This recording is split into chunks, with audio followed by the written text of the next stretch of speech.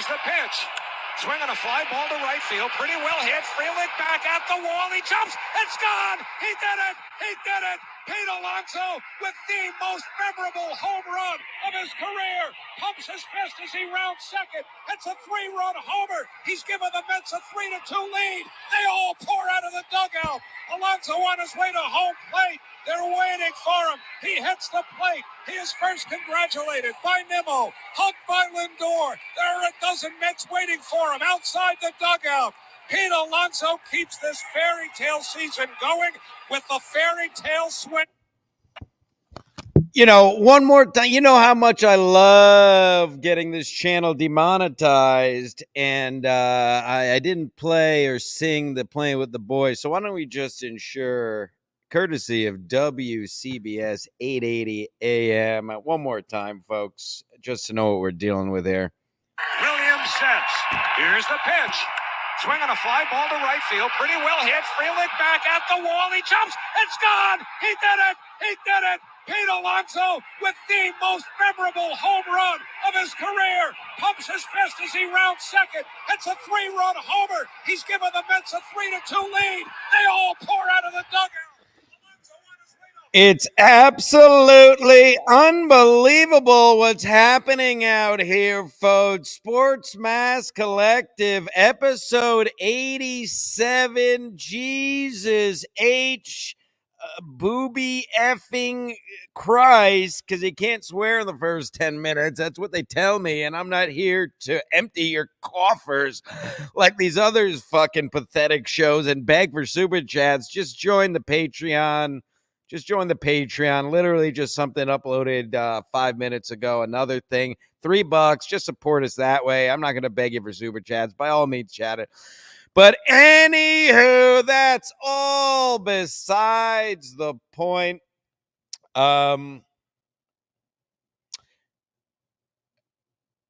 Yeah, it's unbelievable. I mean, it's if you watch these shows, it's not often I'm at a loss for words.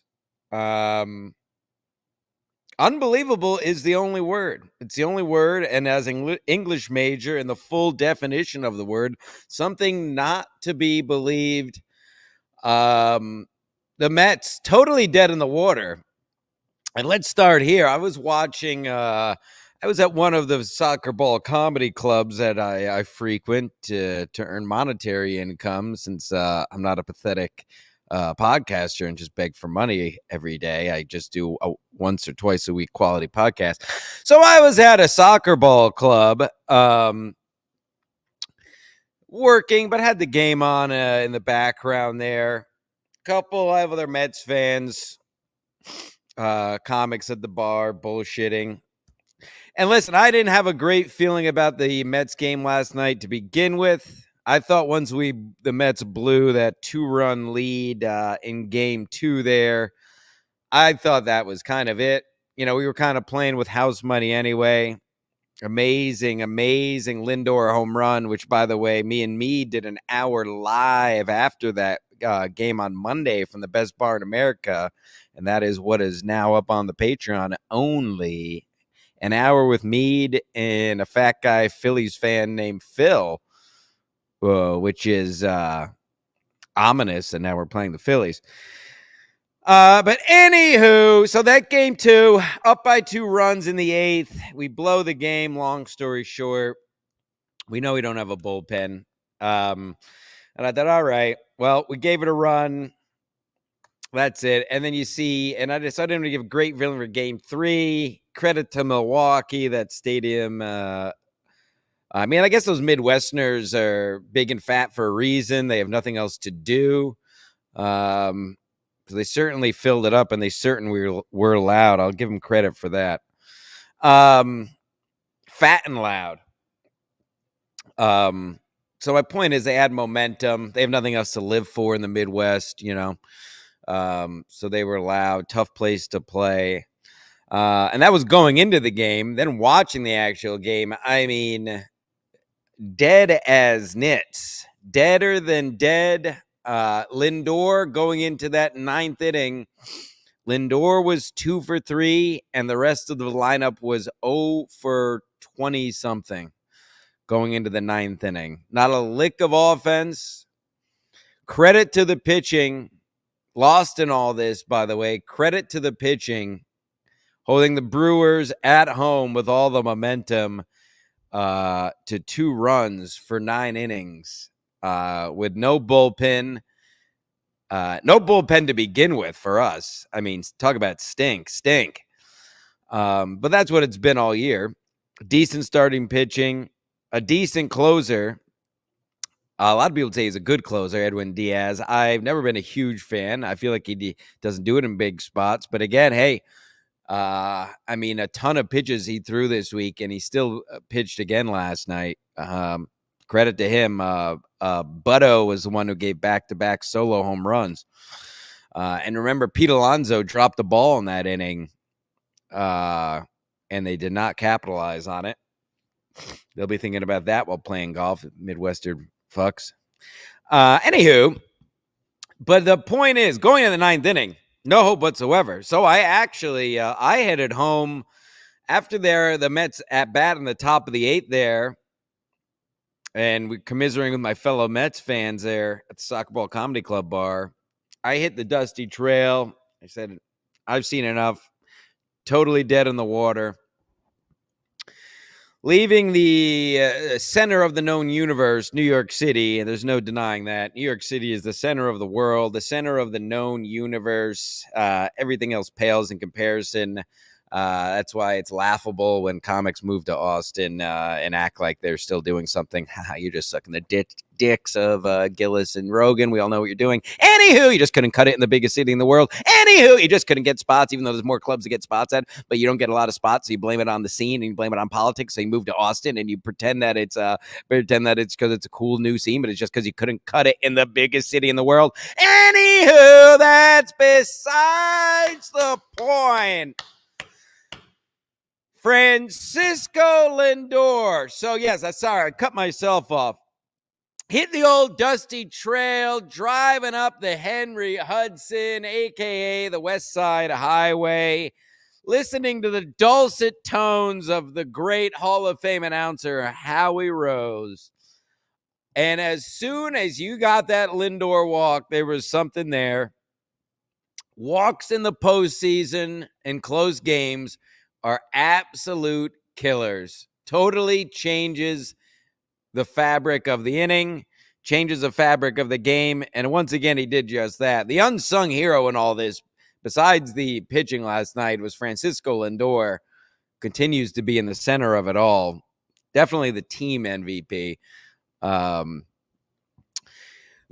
leads off with a walk. Nimmo, a huge hit, who's gotten huge hits all year. Okay, Pete Alonso. Now, Pete Alonso, if you don't know, now you know, N-word, as Biggie Smalls would say. Contract year, playing for a walk year, as they call it. Hasn't done much. Missed some opportunities this postseason for some big hits. Hasn't come through. Now, you could go back in the butt plug annals of time and watch these Sportsmaster episodes. I haven't totally buried Pete at all. Santos Ramos, I'm not putting but a ton of Mets fans have been, I'm not saying I've been singing his praises either, but a lot of Mets fans have been calling for his head, get rid of him, get lost. This guy's a bum. The guy is a homer. The guy has hit over 30 home runs, I think, in all of his seasons without injuries. He is a legitimate major league slugger, and he can hit a home run at any time. I wasn't totally loving to sign him. I wasn't totally opposed to sign him. But anyway, the point is, playing for a contract has pretty much, in many people's eyes, shit the bed down the stretch here for the Mets. And he comes into the biggest spot he can come into. And you're waiting for that other shoe to drop. As a Mets fan, if anybody out there is a Mets fan, they know what I'm talking about. You're just ready for the other shoe to drop constantly in some way, shape, or form. And that shoe didn't drop. The shoe got put on, apparently, as Pete Alonso hits. I mean, it's not overstating it to say one of the most historical home runs in baseball history. I mean, obviously a top home run in Mets history. What Mets home runs come to mind? You have the Benny Agbayani playoff home run against the Giants. That wasn't a series clincher, but no big deal. I was at that game in person. Shea Stadium racked me again. I've left my house my whole life. The Benny Agbayani home run against the Giants in the playoffs. I think that was the NLDS. You saw it. Just a couple weeks ago. They always repost the Piazza first game back after 9/11 home run with another epic Howie Rose call.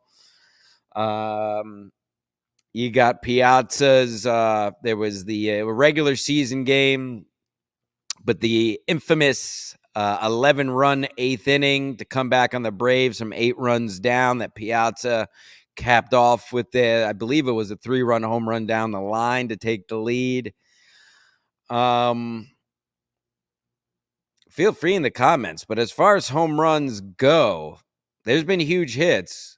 Not many bigger than that. The Robin Ventura home run that wasn't a home run, maybe. If we remember that, folks. Was that against the Diamondbacks or the Marlins? It had to be, 99? Something like that, when he didn't round the bases.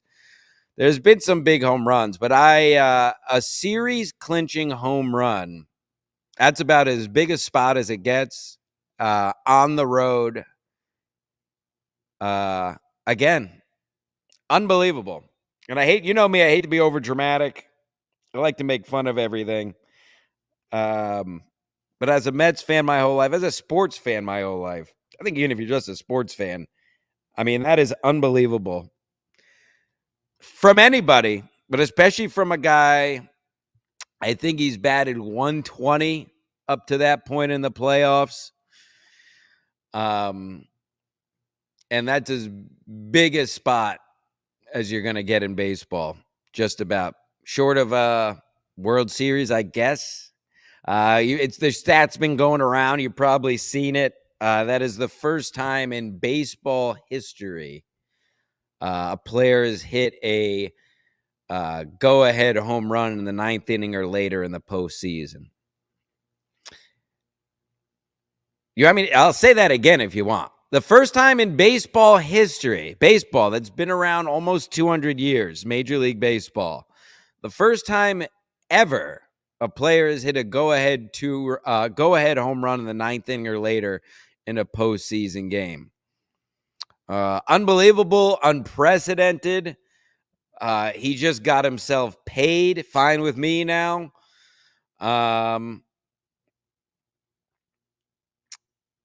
And they're still playing. Again, at 10 o'clock or whatever, quarter to 10, whenever that 8th inning ended, as I started my drive back, the season's over. That's why I started drive back. I said, all right, huge day Monday with that Lindor 2-run home run to get into this series.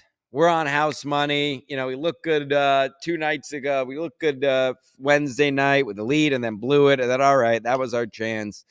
They're dead in the water, out of gas. 13 straight days of games, by the way.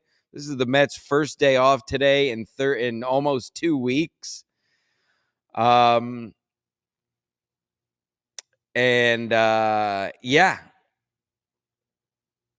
Again, I'm not in my regular form here. It is unbelievable. The season was done. The season was totally done. We weren't going to be playing anymore. We had a fun ride, some big wins down the stretch, and that was it. And now all of a sudden we're in an NLDS with a familiar foe. And the Mets have all the momentum in the world. They were already on house money with this Brewers series. And after that historical home run, the house money and the momentum going into a team we see all the time we're not afraid of. All the pressure's on Philly to win. There's zero pressure on New York to win. Philly people are total trash as well. Get more to the touch on that Phillies stuff in a second. Let me finish up this game. See if I missed anything here. Yeah. And then, also, then you have the insurance run. Jesse Winker, white guy, by the way, ex-Brewer, last year on the Brewers, going against his ex-team, going back and forth all week, literally told a guy to meet him in the parking lot after game one, which apparently the other guy did, and Winker didn't show up, so shame on him. Winker scores the go-ahead run, which is massive going into the bottom of the night. Can't be understated as well. If you're a baseball guy, you know this. Because if there's just a one-run lead going into the bottom of that inning, the Brewers can play small ball. They can bunt a guy over, get a base hit. Now you're down by 2. You need 3 runs to take the lead. Changes everything. Winker scores a go-ahead run, smashes his helmet. You know what? I don't love it in a vacuum, but the Brewers, let's be honest, the Brewers were acting like dickheads all week, and they're at home throwing shit around, dancing around after every home run. They tied the game. The guy is doing cartwheels down the line. And I don't mind it, but they can't mind it when Winker gets to do it back to them and gets the last laugh, frankly. So credit to Winker. Fuck the Brewers. I don't care. On the Brewers side, they said the stat. I don't have it in front of me. Feel free to pull it up in the chat, and I'll get to the poor people chat once I wrap this up. And then we'll get to the football and the pathetic New York Jets, of course. We'll get to that in just a minute. But the Brewers haven't won a clinching game in 6 series or 97 years or some wild shit. And the team that has beaten them the last 6 playoff appearances has gone on to the World Series. So there's a fun little dick tidbit. And on a personal dick tidbit note, I totally forgot this till a lady friend brought it up to me who I went to the game with. If you go all the way back, folks, and I think I did a sports mess afterwards. Maybe I didn't. I talked about it. You'll remember the infamous game where I touched Pete Alonso's home run ball on national television. Remember that, folks? Loyal viewers and watchers and cult members will remember. I was wearing a shirt very similar to this one. Not this one, but this color. Pete Alonso's first home run at Citi Field. You saw me make an unbelievable effort for national television. Got my hand on it. Made a great effort. Didn't get it, but I made an unbelievable All-American effort. That game was against the Brewers, March 30th of this year. Again, I was there, man.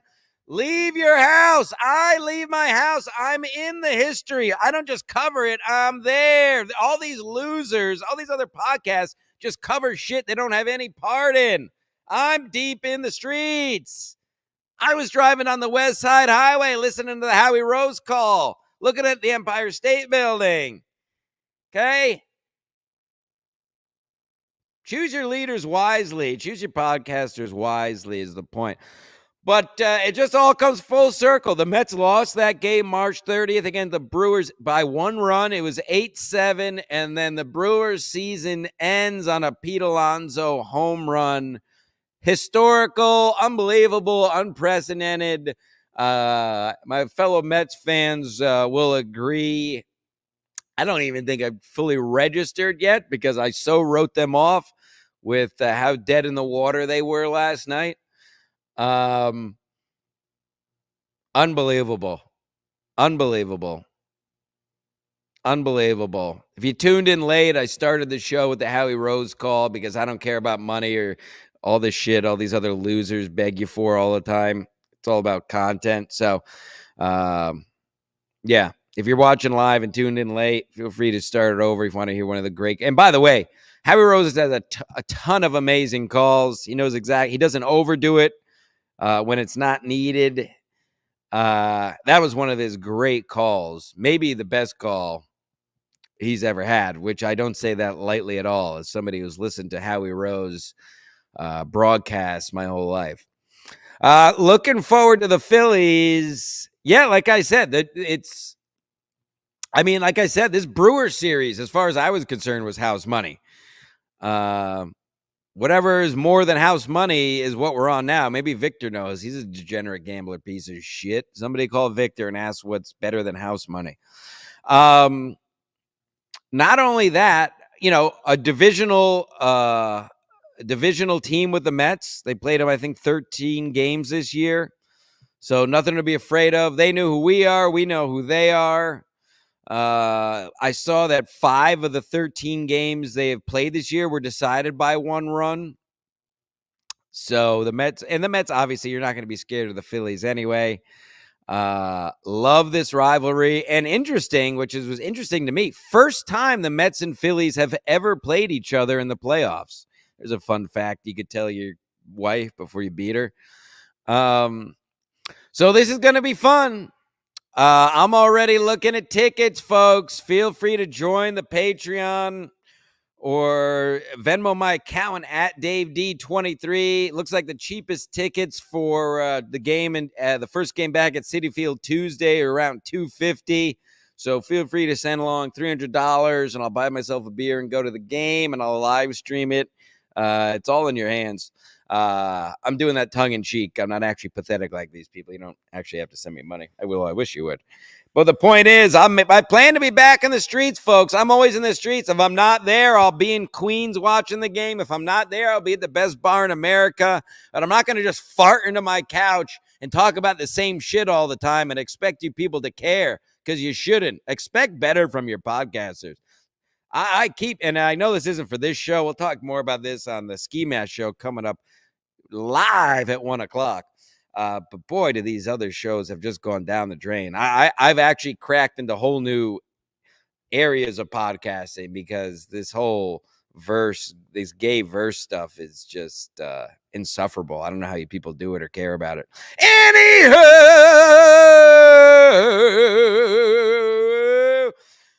so unbelievable, folks. Fuck Philadelphia. Philadelphia people are trash. It's just people who wish they lived in New York. The city is gone to hell. You think New York is gone to hell? Go to Philadelphia. What a shithole. So we'll get to shit talking Philly as we go here.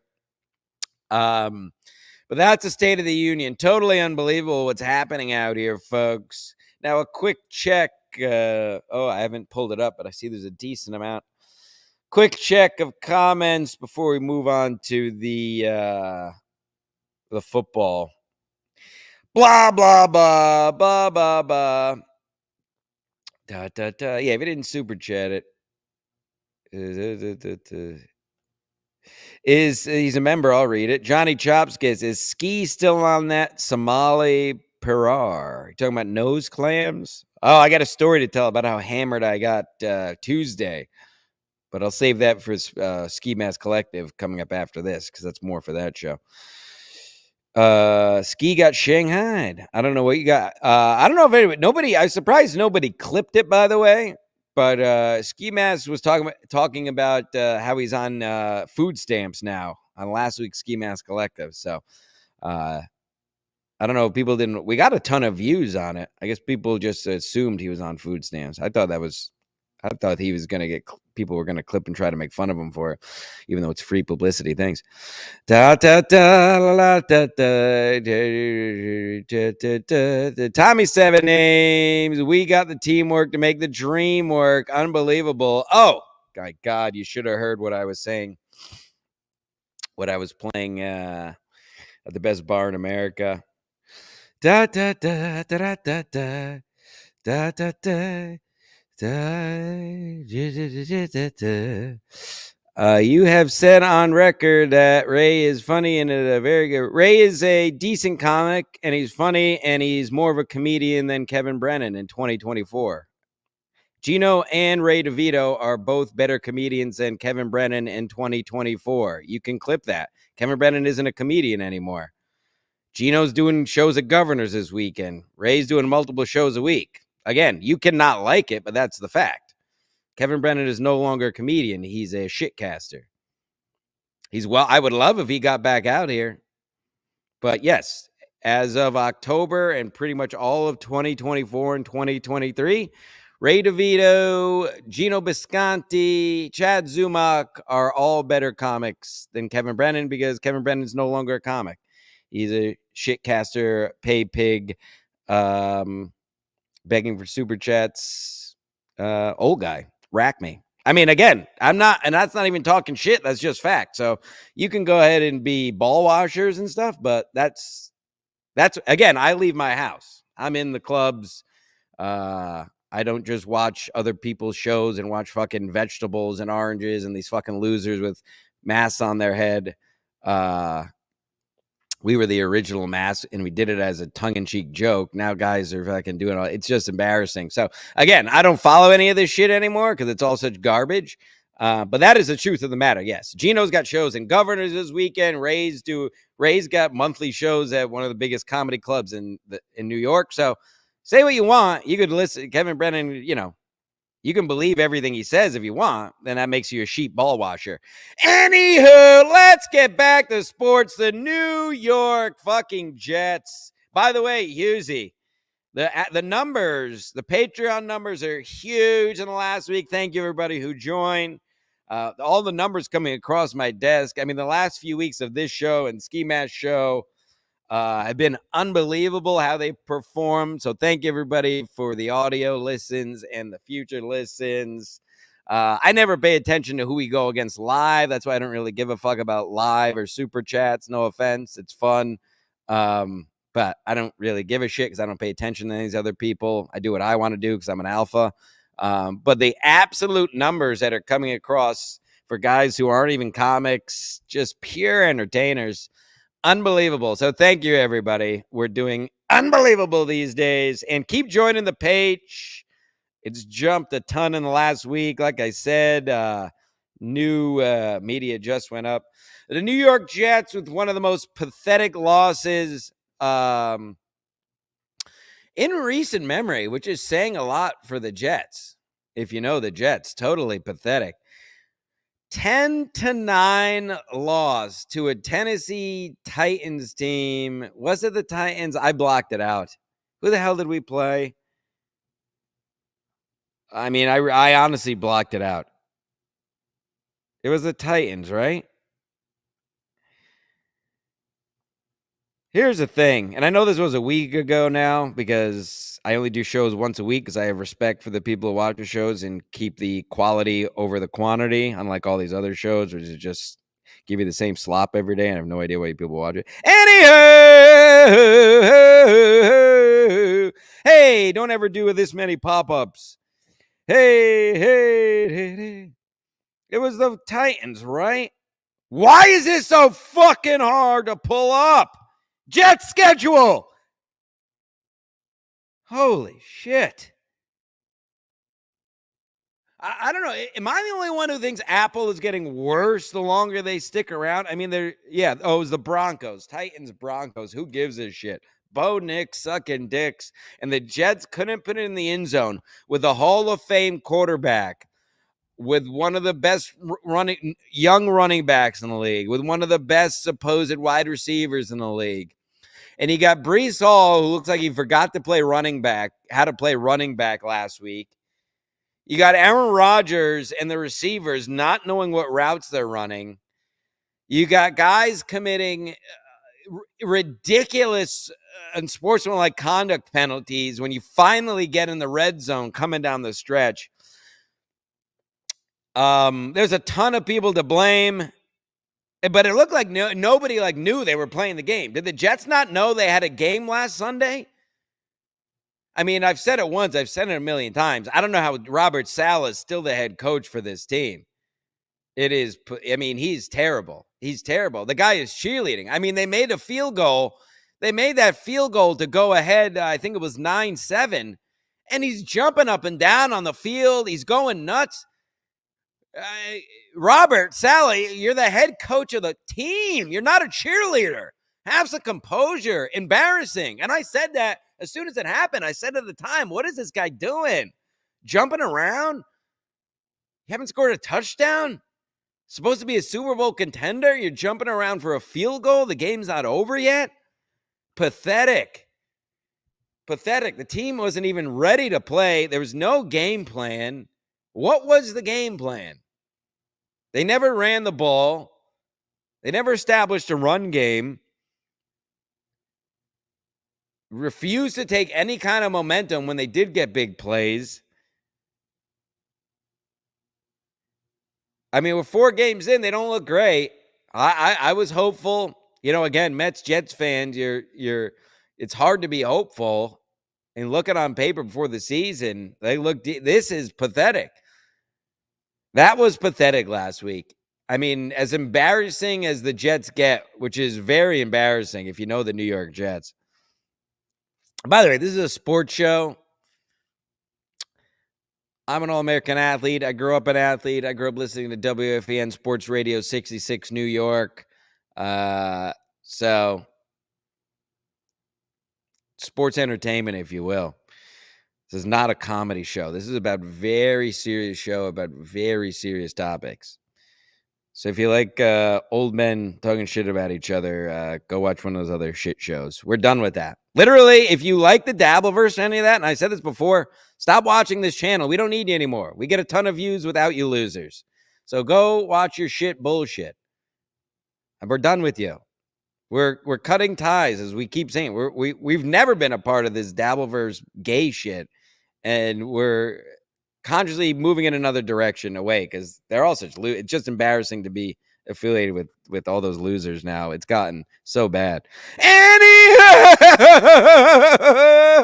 it's so gay and bad. Anywho, yes, they had to win that game. Denver is fucking terrible, as they proved at home. I mean, I don't know what else to say. And they they needed that game. Now they're 2-2, right? They're 2-2. We're playing the 4-0 Vikings this week, and then we play the Buffalo Bills on Monday Night Football next week.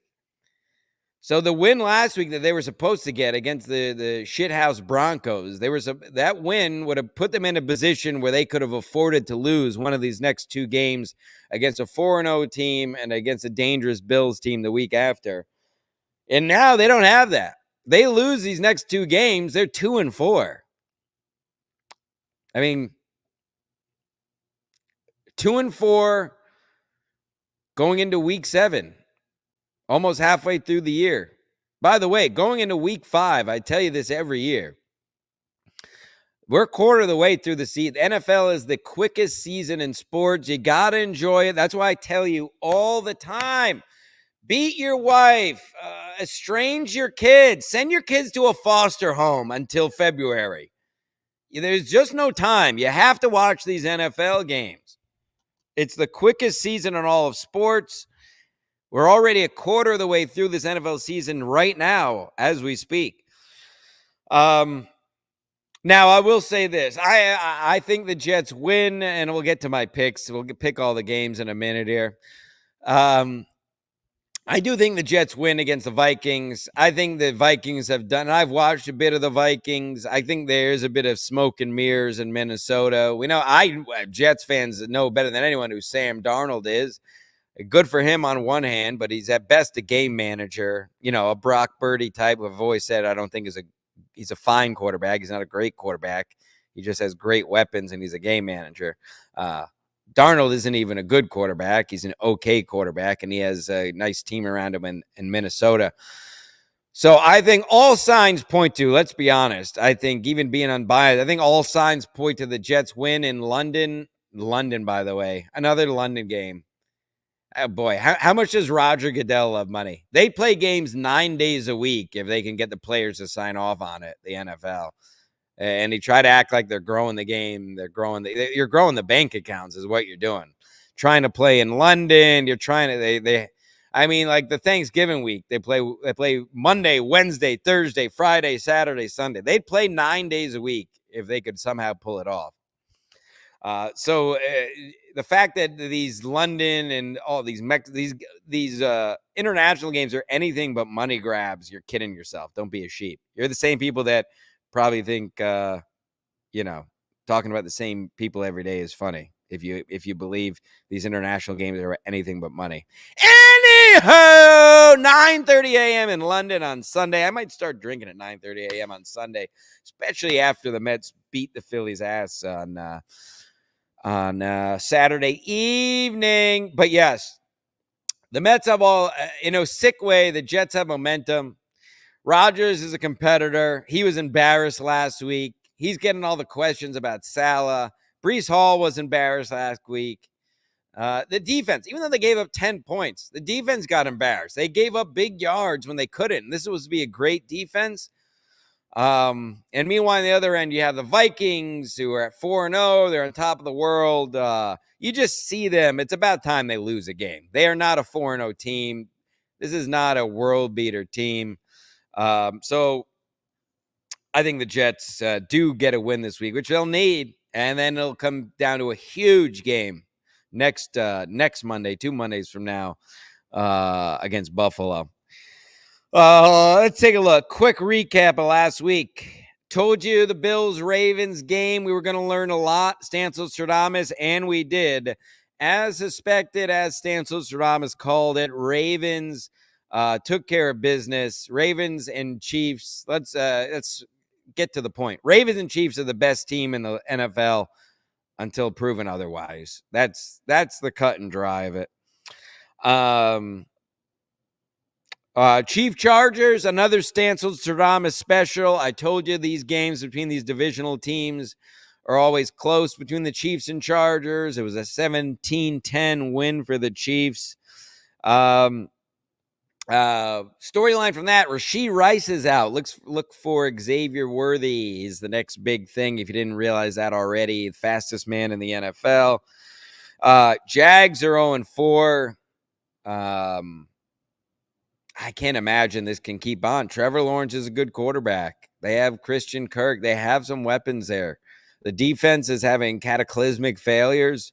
Just like the Vikings aren't a 4-0 team, the Jags aren't an 0-4 team. So we'll see what happens there. You'll see my picks in a second. I've been high on the Commanders all year, and I keep getting proven right. I think this is, with everything, the Eagles eked out a win. The Cowboys in turmoil. You got Jerry Jones taking helicopters to practices. I don't even know what the fuck's going on there. I think this is the Commanders' division to win. The Giants are one of the worst teams in the league. I told you before they drafted him, I told you I would definitely take Jaden Daniels over Caleb Williams. I stand by it, and I think I'm still getting racked because people are racking me left and right. McLaurin, Gibson, I love the talent there. I think the Redskins are a dangerous team. Let me drink my.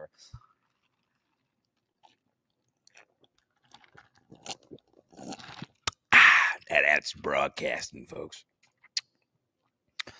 Yeah.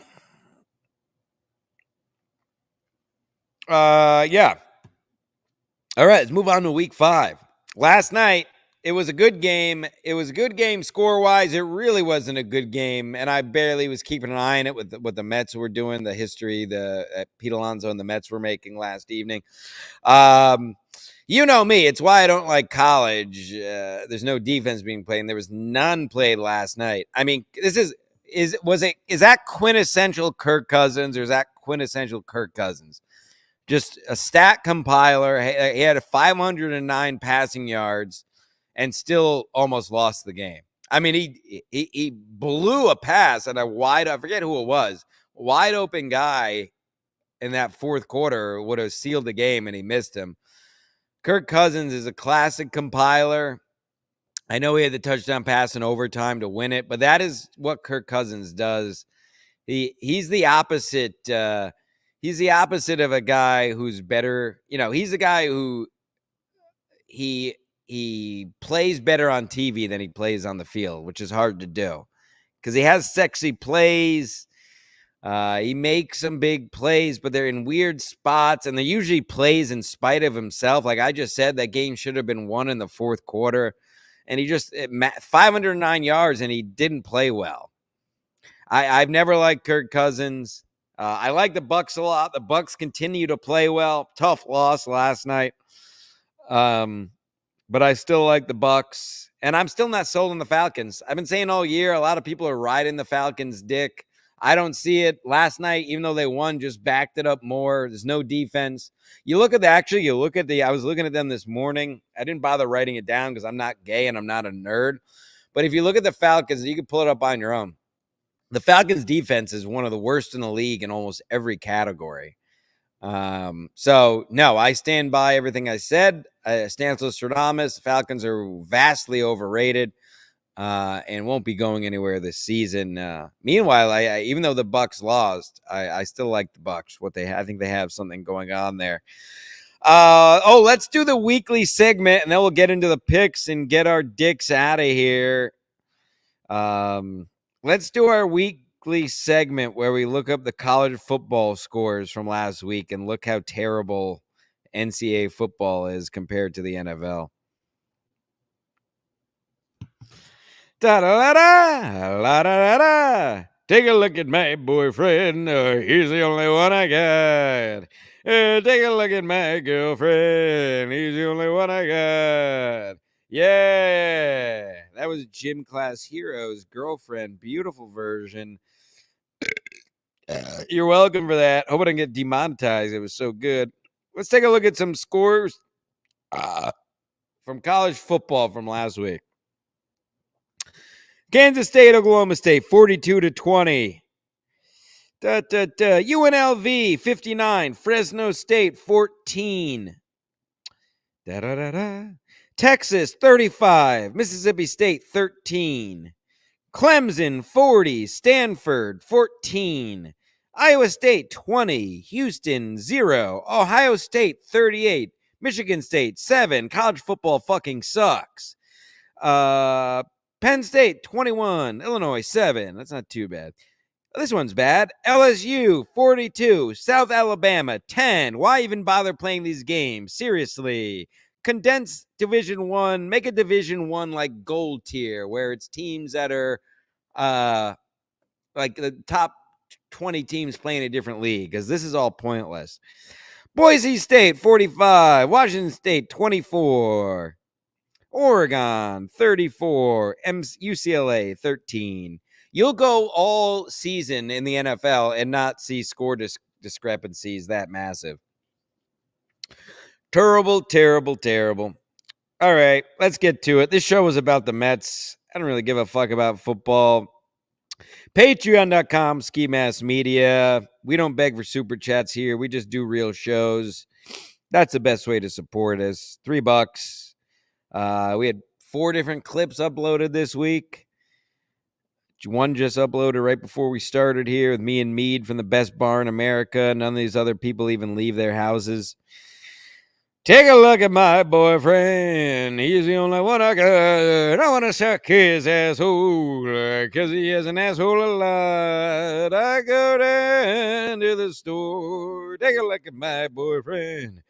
He's the only one I got. Pulling up the spreads. I don't need to log in, you fucking piece of shit. Hit the fucking music. Quickly now. Let me just see. Quickly now. Da, da, da. Da, da, da. Da, da, da, da. Na. Da, da, da, da. Talk about sports. Thanks. Yeah, nothing fun. Yeah, la-da-da-da. La-da-da-da. Now, you know what time it is, folks. You know what time it is when that music plays, folks. It's time for Jim Stansel's picks for Week 5 of the NFL, the National Football League. They were they chased around, the people with 2 Achilles chased around an oval ball for a while. 9:30 a.m. in London. Shout out UK Mets 1 and UK Mets 2, both autistic in their own ways. Unbelievable what's happening out here. Let's go, Mets. The Jets getting 2 at the neutral site in London. I just talked about it, not going to cover it. Jets win outright, so I'll take the Jets with the +2. Browns at the Redskins. Redskins -3.5. Browns I'm not sold on. I don't love the 3 in the hook because I think this could be a close game. I'm putting my dick hole where my mouth is, and I'm taking the Commanders -3.5. Ravens at the Bengals. Boy, do the Bengals need a win, and boy, are the Bengals not going to get it. They are slumping. Give me the Ravens minus only 2.5, less than a field goal. Ravens and Chiefs are the cream of the crop of the league, so proven otherwise. Let's move on. This is a great game here. Circle this one, folks. Stream it illegally if you can. Have your dumb white open a new credit card and buy YouTube NFL ticket. If not, Bills at the Houston Texans. It's a pick 'em. Texans are giving one at home. They are begging you to take the Buffalo Bills here. Love what the Texans are doing. They are hot. The Bills are hot-ish, although they got their dicks kicked in last week, as they should. I think the Texans pull off what is technically an upset at home, although they're favored, I think, in the big picture. I think it's a pick-em. Give me the Texans minus 1 at home. Fuck it. The Carolina Panthers, who are one of the worst teams in history now, at Kelly Pease and her big asses, Chicago Bears. Bears only minus 4. Give me the Bears. That one is easy. You're welcome, Kelly. Send me a picture of your butt. The Colts at the 0-4 Jags. Is it possible the Jags can keep losing? I don't think so, but at the same time, the Colts are getting 3. Give me the Colts plus 3. One of those games you think, just like similar to the Vikings being 4-0, you think they have to win one here, right? And usually when you say that, they don't. So give me the what did I just say? Give me the Colts on the road, getting 3 points. I think they cover, if anything. Oh boy, talk about a game that sucks. The Miami Dolphins, who gives a fuck at the who gives a fuck almost more New England Patriots. I don't give a fuck. The Patriots are home. I'll take the Patriots minus 1. It's a pick-em. The Arizona Cardinals, led by everybody's favorite fetal alcohol syndrome quarterback Kyler Murray, one of the lowest IQs in recorded history in the NFL, actually, Kyler Murray. Cardinals are getting 7.5 on the road against San Francisco. While I don't love Kyler Murray's drug-stricken brain, I also, as you know, have never fully loved the 49ers. And 7.5 is a lot. Give me the Cardinals on the road plus the 7.5. A shitty game here. The Raiders at the Broncos, who somehow beat the Jets last week. Give me the Raiders plus 2.5. Let's move on. The Giants at the Seahawks. That is a tough spot for the Giants. Seahawks are minus a touchdown, minus 7, no hook. That's key. Give me the Seahawks at home. Packers at the Rams. Packers are favored here on the road. I like the Rams here. Give me the Rams plus 3 at home. Nothing to back that up. This is a good one here, and it's Sunday night, nationally televised. This is just like the Bills-Ravens last week. I'm going to go ahead and tell you, this is the game we're going to learn the most from this week for these teams. The Cowboys at the Steelers. Steelers minus 2.5 at home. Steelers, why do I literally watched the whole Steelers game last week. They lost, right? Or did they pull it out? I think they missed that field goal, right? It's unbelievable how much weed I smoke, folks. Yes, they played the Colts, and they missed the field goal as the time expired to tie it. They lost to the Colts by 3. That said, they played well. They have a good defense. I actually like what's happening there in Pittsburgh. I've always liked the Chiefs and the Steelers after the Jets anyway, so I'm a little bit partial to the Steelers. I'm not saying the Steelers have anything totally special going as far as going anywhere, but I could see them being a playoff team. And they are favored here at home. The Cowboys are desperately trying to get things on the other side. The Cowboys, trying to get things back on track. You know, the media loves talking about the Cowboys and their demise, always in the headlines. I like the Steelers at home Sunday night. Let's take the Steelers minus 2.5. Let's have some fun. Why not? And then Monday night, another fun game here. Another interesting game as the Saints, the surging Saints, are getting 5.5 on the road in Kansas City. I'm going to go on a limb here. I'm taking the Saints and the points. I think the Chiefs, the Chiefs may win outright, but I think the Chiefs are a good team. I think they might match up well, especially after Rice's injury last week. Maybe a little reconfiguring, a little getting back on track for the Chiefs offense, figuring out what they're going to do now. I'm not worried about them long term, but the Chiefs inevitably lose a few games a year. Why not let it be this one? Give me the Saints plus the 5.5 on Monday effing night. And those are the picks. Jim Stansel's picks for week who gives a fuck of the NFL. Folks, I started the show with it. Ski Mask Collective coming up in about a half hour on this very same channel. The kings of content. Sports Mask Collective once a week. Ski Mask Collective once a week. Everything else up on the Patreon or members only. That is how podcasting is supposed to be. And rather than sell our souls to these ball washers and sim chatters, we're men of our word, and they can't take that away from us. We sleep like babies at the end of the day while these other people sell their souls just to suck your nuts. You should all be embarrassed. But anywho, that's besides the point. I'm playing us out how I played us in. Let's fucking go, Mets. Williams sets. Here's the pitch. Swing on a fly ball to right field. Pretty well hit. Freeling back at the wall. He jumps. It's gone. He did it. He did it. Pete Alonso with the most memorable home run of his career. Pumps his fist as he rounds second. It's a 3-run homer. He's given the Mets a 3-2 lead. They all pour out of the dugout.